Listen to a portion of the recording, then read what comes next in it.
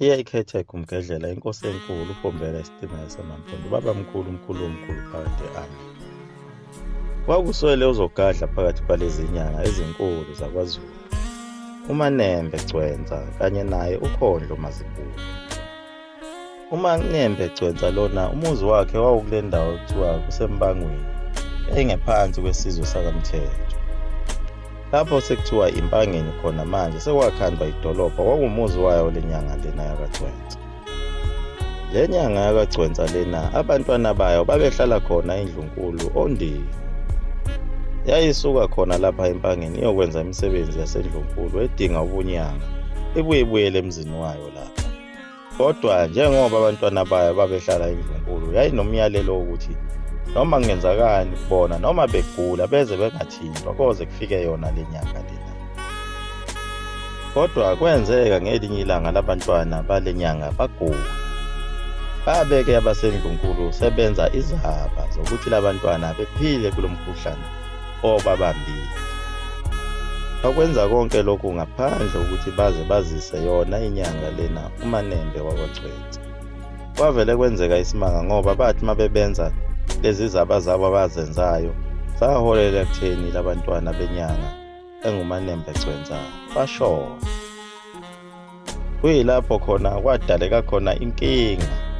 Nenkosi yashawa ukhulu uvalo lapho inkosi ucetshwayo ukuthi ngoba bayidonse ngendlebe ngendaba yalabantwana ukuthi beze bengathini ukuthi bazothini enyangeni. Base bebona ukuthi lenyanga njengoba kuyinyanga enkulu lena ingase ibe ingozi kubona ngenxa yokudinga ukuthi ibulawele abantwana babo. Asazi lokho noma kwakuyilo yini itulo lakhe uKhondlo Mazibuko ukuthi kugcine kukhothiswa lezi ngane izinsizi ezingafanele ezaholela ukuthi labantwana beshona. Ucetshwayo wavele wathatha esinye isinqumo sokuthi lenyanga lena ayimane ibulawe ngoba isiyoba ingozi eNdlunkulu. Nangempela inkosi ucetshwayo yathumela ibutho khona endaweni yasempangeni ukuba uhlaselwe lenyanga. Ngebala ibutho lahamba laze lafika khona lapho okwakhe khona lenyanga lizoyihlasela. Yafika ibutho laqale laduka ngenxa ukuthi phela umuzi wenyanga lona uma uze ngobubi angeke uzukwazi ukubona. Ziningi izinkinga ezavelela lamabutho ngesikhathi ethi azama ukuhlasela lenyanga yakaGcwensa. Kodwa ugcineni ngenxa ukuthi nawo amabutho lawa ayiqinisiwe phela.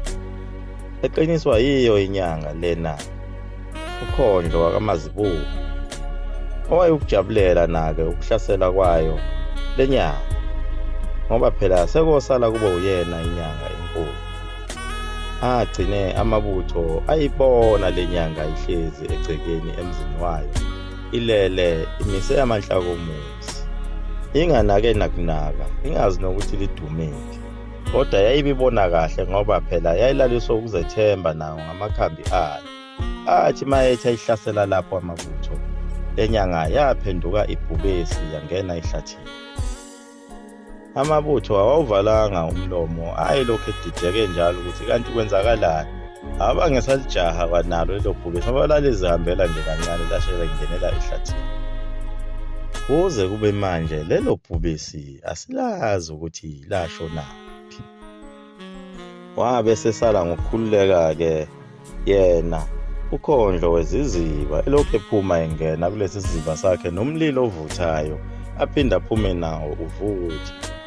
uKhondlo weziziba usenza wona lo yamlingo owabangwa izinyanga zikaMzilikazi esike sakhuluma ngaye owayenenyanga wakuthiwa umphubane wakamiya nomadungu mahlala. Umphubane wakamiya yena wayenomuthi wokuthi ekwazi ukumisa abantu benganyakazi azenzele konke akuthandayo. Kodwa umadungu mahlangu yena wayedle ngomuthi wokuthi angene esizibeni nomlilo ovuthayo aphinde aphume nawo. Elinye igama lakhe bambiza ngokuthi ungumagodongo mahlangu. Kodwa futhi yena wayeyinkosi kanti uMzilikazi wayemsaba lo magodongo ngenxa yokuthi wayephatha imithi enzima kakhulu. Yilokho ke phela okwenza ukuba umphumane wakamiya lona ebona ukuthi ngathi ngiyinyanga ngizodlala enye inyanga sizongena lapha nomzilikazi sidle lenyanga yakamahlangu. Ilapho umphumane wakamiya owagcina eyinyonyobele lenkosi wathola ukuthi kuphi lapho elahla khona itshe lentaba. Wayeseyicwiya izinsila zalenkosi lena. Ulapho azazuza khona nawo lo mlingo lona ongena nesikhuni sivutha emanzini aphume sivutha. Inkosi lena ekuthiwa uMagodongo Mahlangu yathi yangena yona sahlihliza isayo isikhulu. Yabe isibona umphubane engena naso sivutha siphume nawo. Wayesibona lapho ukuthi hayi isibhenile. Sebengephucile umlingo wami ngenxa ukuthi ngihambe ngithoyiletha noma kuphi. Qaphela inhlanzeko bazokucwiya abantu nawo njengoba uhamba uthoyiletha noma ikuphi. uMashobane waye wabona ukuthi inkosi yakwaMahlangu seyiphelelwe ngamandla njengoba ingasakwazi ukungena nesikhuni sivutha iphume naso sivutha. Ilapho waphaka khona impi ukuthi iyodla abantu bakwaMahlangu. Waguqa kanjalo-ke uMagodongo Mahlangu. Naye uCetshwayo lona wayehlalele uvalweni phela njengoba lenyanga ekade ethi uzama ukuyibulala iphenduke ibhubesi yangena ehlathini. Asazi noma izobuya. Kodwa wethembile phela ngoba zazikhona nezinye izinyanga ezazikhona. Yize kukhona lena phela enkulu ebaluleke kakhulu ebukhosini. Lena phela yakwaMazibuko. Ukhondlo wezizimo. Kodwa njengoba kuloza lomlilo wempi njena, izindaba ezibuhlungu sekubalekile lokhu komlungu kade kuhlala khona lapha. Lokho kuthiwa phela nguJantoni. Kodwa inhlanhla anayo uZulu njengamanje izibhamu phela zisele zikaJantoni nalezi phela azidayisele sona isilo uCetshwayo. Siyasola ukuthi uJantoni lona ubalekile uyogqisha namangisi njengoba phela impi isendleleni. Phela lo mlungu uJantoni ubalekiswe nayincwadi eqhamuka kuye uSir P54 ethi uzohlasela uZulu njengoba seziphelile izinsuku akade ezinqumile ukuthi uma zingafiki lezi inkomo zenhlawulo lezi uzosihlasela isizwe sakwaZulu. Kodwa amabutho akwaZulu ayekade ethena enkosini, thina ngeke sikumele ukuthi kuhambe inkomo zethu ziye kumangisi. Omele lezo nkomo lezo zihlatshwe zenziwe amahawu. Lowo uphawu lokuthi sohamba siyokulwa empini ngamahawu alezo nkomo lezo eziwu-600 okuthiwa zihambe ziyiswe kumangisi.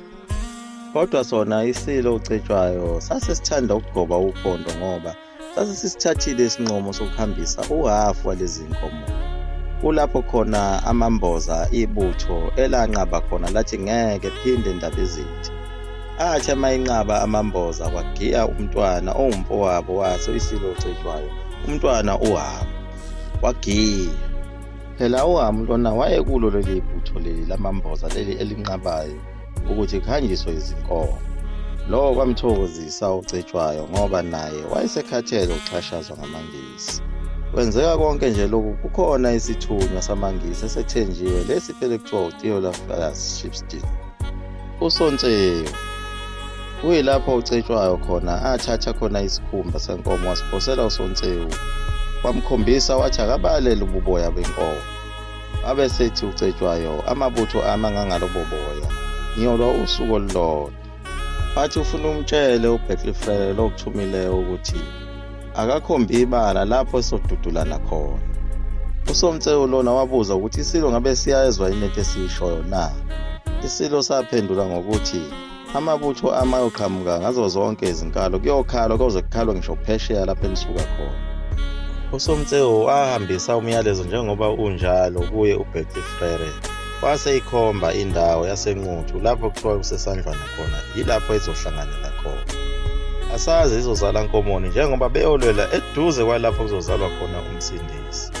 Liyaguqa ikumbhedlela umzukulu wamafutha omkhovu uMakhulusikophu ungenzani imali yami ithola isikhwama phakathi ame.